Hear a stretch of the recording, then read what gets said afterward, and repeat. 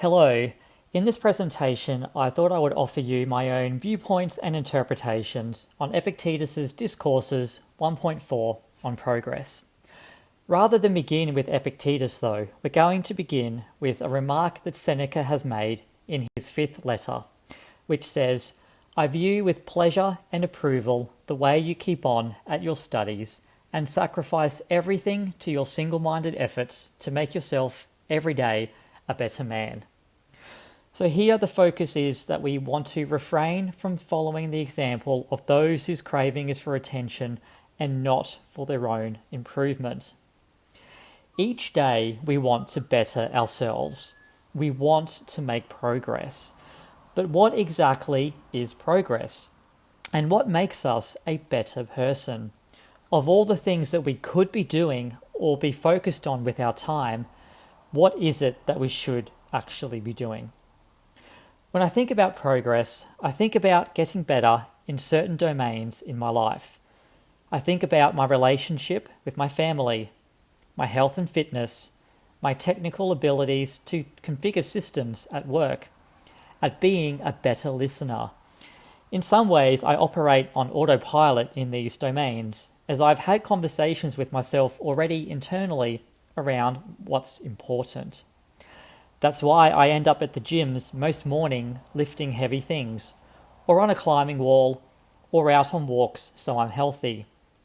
I have my own values that I try and uphold, so we spend a lot of time with our family and close friends.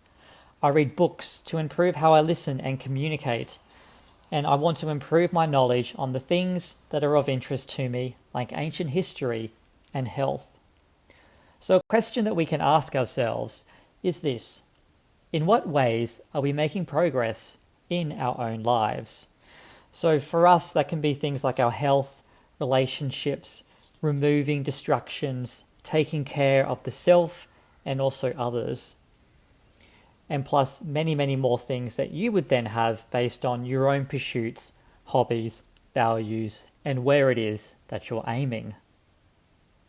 Based on this, we could argue that we're making a lot of good progress, but we also need to step back and ask ourselves and consider, are we making progress in the ways that matter?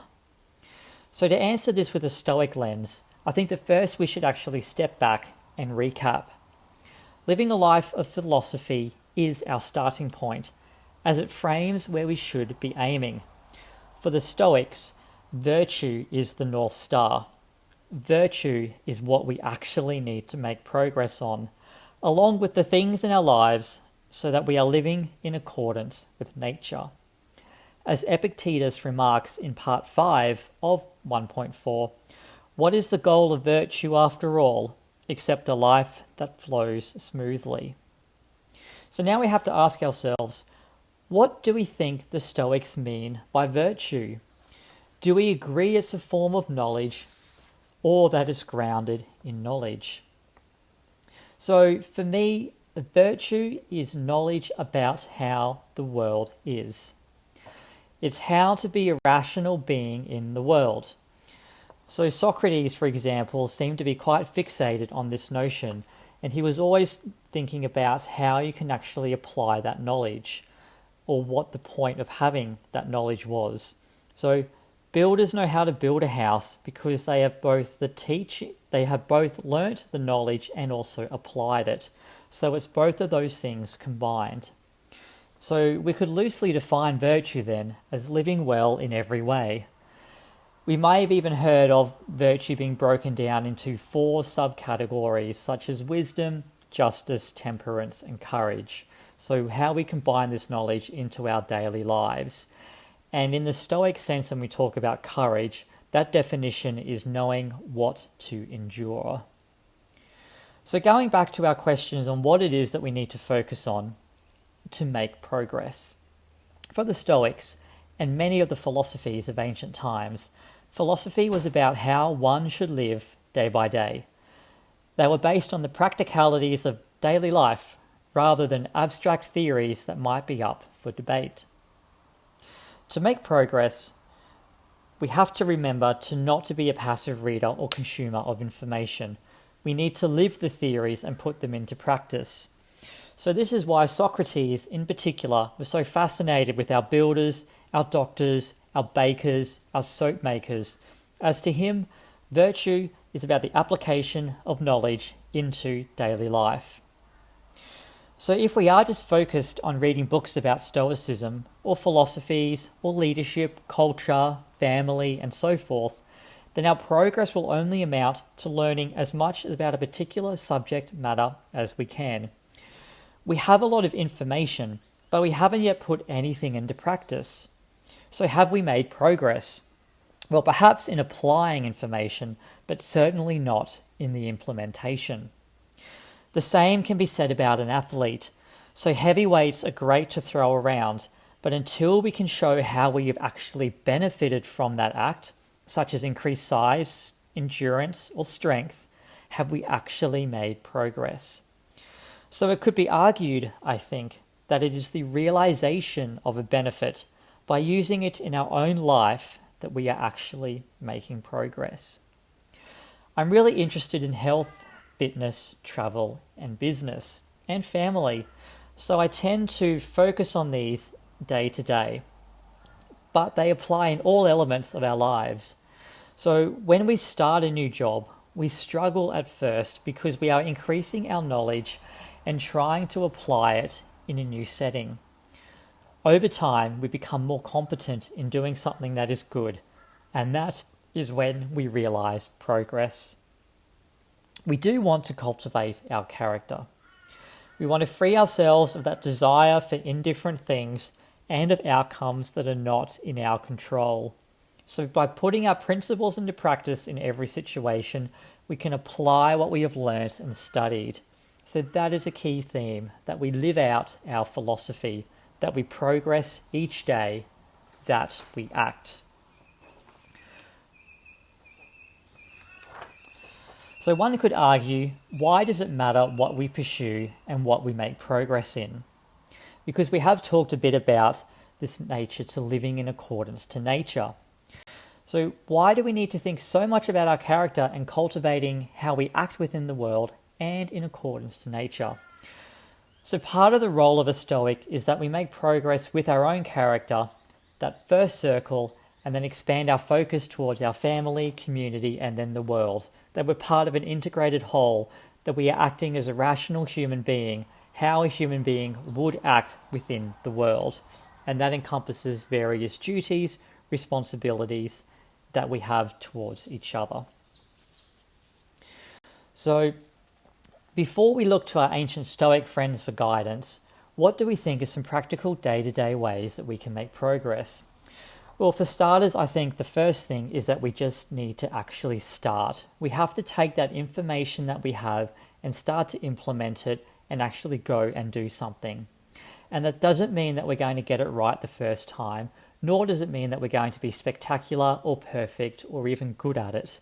Because to apply that knowledge, just like we go back to Socrates' obsession with bakers and soap makers, the first time we do something, it's going to be a steep learning curve. We're going to have to cultivate that experience, get more feedback for ourselves before we actually go and finish that model or that outcome that we're really proud of.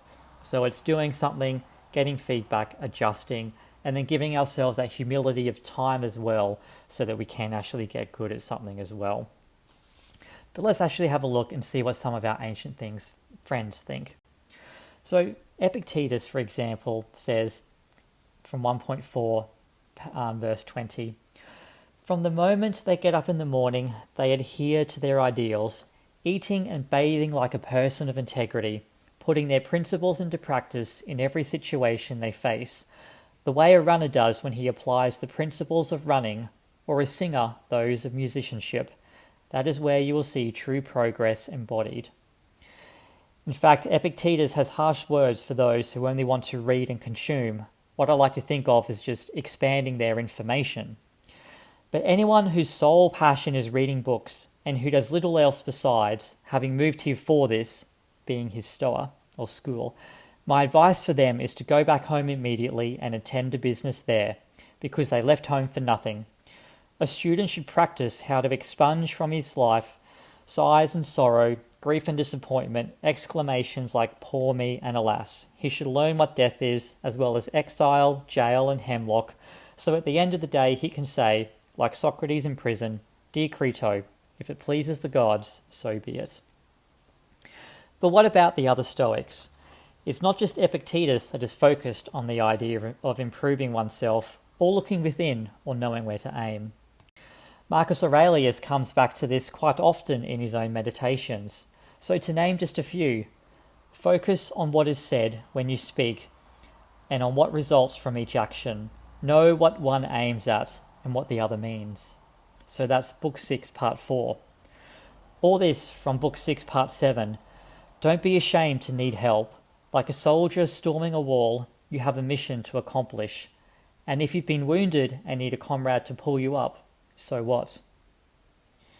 So here we can take the meaning that one should accept physical and social support to help us achieve our goals. I think we can also take this as needing help from philosophy, of looking to texts and revisiting our own actions to make sure we are getting the right help to improve ourselves and move forward. This is where I think actions like having our nightly journal, like Seneca talks about, can be really good, and another way that we can help ourselves.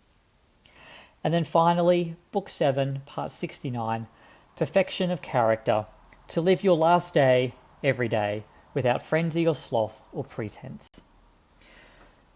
Likewise, Seneca reflects on making progress in his letter. As we had at the start with letter 5, I view with pleasure and approval the way you keep on at your studies and sacrifice everything to your single-minded efforts to make yourself every day a better man. Seneca then goes on to offer some practical advice to daily living, including keeping tidy appearances and to be clean. To do otherwise, Seneca claims, would go against nature. Naturally, there are a lot of things about me requiring to be built up or firmed down or eliminated, he writes in letter 6. And this is calling to his own shortcomings and being cognizant and aware of that. So if we look at the idea of making progress, eventually we look at the end. So what is the end of progress? And I think for Stoic philosophy, a central theme of this is signified in the image of the sage. That is the end of progress, the personification of someone who knows how to act within the world. So the sage is an individual who has mastered the art of living, one who acts appropriately in all manners of life.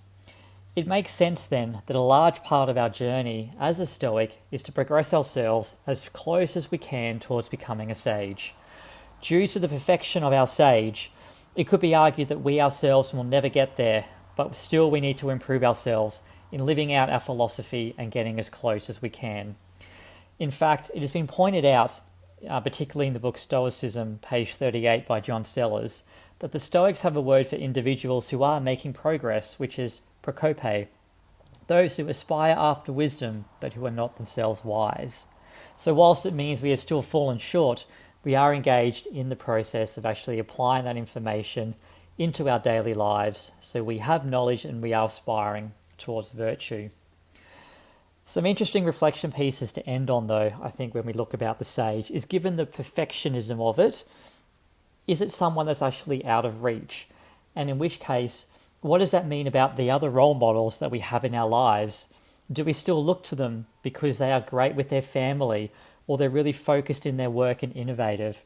I argue that there is a place still for that, and we're combining all the different attributes of people that are showing virtue or how to live, and then still trying to master our own desires and impressions so we can reach perfection. So that's just a couple of thoughts on my end around what it means to make progress. Thanks for listening.